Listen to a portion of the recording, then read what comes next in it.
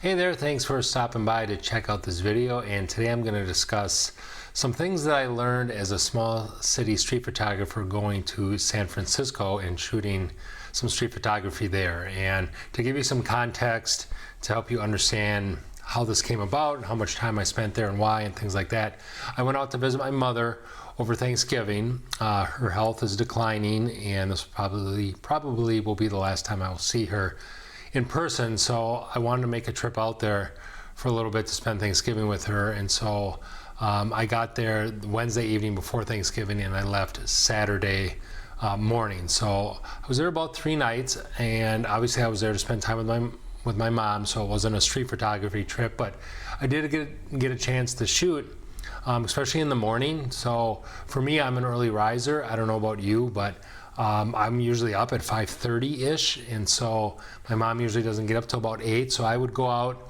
in the morning when it was dark, and I would get that sort of, day breaking sort of light until it was light, and then I would go back to her apartment, and then she would have a little bit of breakfast, and we'd walk to the coffee shop. Her favorite coffee shop's about 15 minutes away, I'd say, and we'd walk back and things like that. So I got a good 2.5 hours of shooting in before 9 o'clock, and I really didn't do anything at night per se, or during during sort of the middle of the day, like 12 to 4. Usually I was spending time with my mom, and we were going to the Golden Gate Bridge or Pier 39 or things like that. So but it was still a great experience.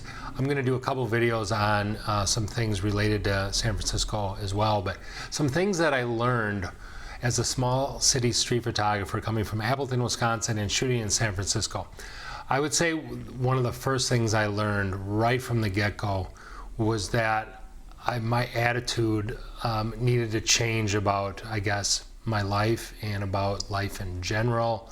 My life, the community that I'm in, and things like that, because if you know anything about San Francisco, they have a very high population of homeless people and mentally ill and drug addicts. And the first morning I shot, I got a reality check with that, and there was just a lot of it there. And I'm going to deal with the topic of being a street photographer and how to handle maybe homeless people and things like that in a separate video. But let's just say I saw and heard and even smelled things that I am not going to see in Appleton. It's not like Appleton doesn't have homeless people, but San Francisco was on a completely different level, and it just it was humbling. It made me feel that I need to sort of count my blessings, and so that was kind of a wake up. And I knew that was going to happen. It's one thing to hear about it and to know you're going to see it, but when you're actually there and you do see it, and people are walking towards you and they're just kind of out of it, and they're walking side to side, you see people passed out in wheelchairs, and narrow streets off the main streets would just be kind of have tents and shopping carts in them. I mean, it was it was challenging, to say the least. So that was the first thing I learned. Second thing I learned was that my sort of my shooting style and my environment, they need to sort of get along. They need to mesh together at some point. And I've been in a couple bigger cities. I've been in Milwaukee, I've been in Madison, but San Francisco was just different. And my shooting style is very slowed down, looking at window reflections, spending a lot of time with them, and really being more slow in my approach. And San Francisco, there's just so much there, and I knew I wasn't there for very long. And there's architecture there, and there's windows, and then there's just the normal sort of travel stuff that I felt I had to shoot. That wasn't really my style, like taking a picture of an old trolley car, things like that, or just the big Christmas tree that was in the middle of their square across from Macy's. Now, I will let you know that where my mom lives isn't necessarily the greatest neighborhood in the world.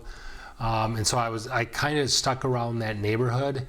I never got a chance to go to Chinatown or the financial district and some different areas. I mean, I just scratched the surface with San Francisco as far as street photography goes, and as the geography where I was at.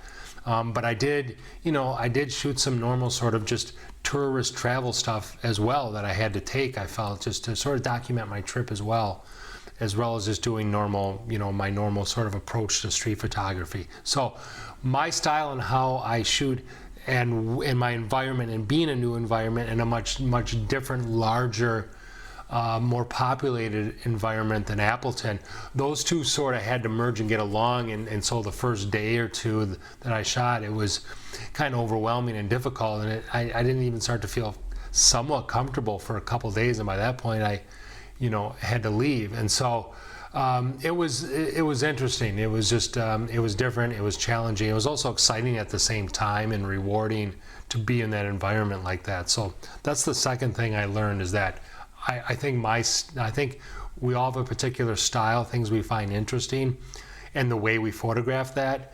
And I had to do an adjustment. I couldn't necessarily be the exact same photographer that I am in Appleton that I am in San Francisco. I mean, and I guess that makes sense. And I couldn't get, at first I was kind of frustrated, and I really had no reason to be. It was just, as a street photographer, I think our job is, not necessarily that it's a job, but the approach is, I just want to photograph things I find interesting, whether that be architecture or people or just flat out colors that are happening, or window reflections, or whatever it is. You have to find things that are interesting, and the approach to that can be different based on your interest and the environment you're in. So those two things had to merge together. The last thing that I learned, sort of in this is gear related now, I learned that I continue to love the Fuji 16-80 lens. I only brought my X-T4, and I really only bought 3 lenses. I bought the 16-80 f4, the Sigma 56 1.4, and then the Viltrox 33 1.4. And I didn't even use the 33. In the morning when it was dark out, I would use the Sigma 56 1.4 because it was so dark and I needed a lot of light gathering capabilities. But once it got halfway light out in the morning, or whether we were at the Golden Gate Bridge or Pier 39, or I was out later, like right after dinner when it was still pretty light out, I had that 16-80 on, and I continue to rave about that lens. It's not the sharpest lens I've ever owned. It's not this amazing piece of glass, but that versatility of basically 24 to 120 on a full frame. I mean, I could be walking down the street and see amazing architecture, and I really wanted to get wide for that. And so the ability to go to 24, but then see something on my side of the street, something closer, more of a detail shot that I wanted to zoom into and get that reach of 120 millimeters, or shoot something that was across the street from me or right in front of me or whatever, and the ability to go to 120 but still see architecture and other things, or some street art that I really wanted to capture and still stay on the sidewalk. That range of that lens is just fantastic, and I've raved about that lens before. I love the lens.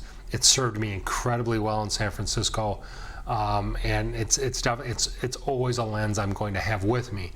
Obviously, f4 doesn't let in a lot of light, so I was so thankful in the mornings to have that Sigma 56, to have that 1.4. It definitely helped me keep that ISO down, and it did, constrict me a little bit. Obviously, I couldn't go wide, but that was okay. I had to adjust a little bit to that. So San Francisco was an outstanding experience.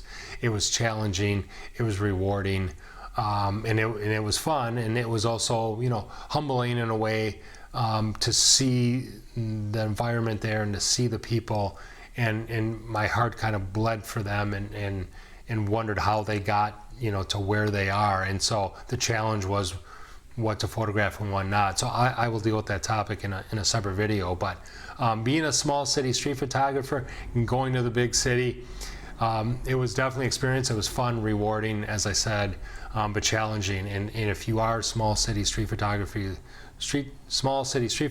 like myself, definitely plan on taking a couple days and find a real big city, and just kind of make a photo trip out of it. And I have some really good images. I'm excited to share them with you.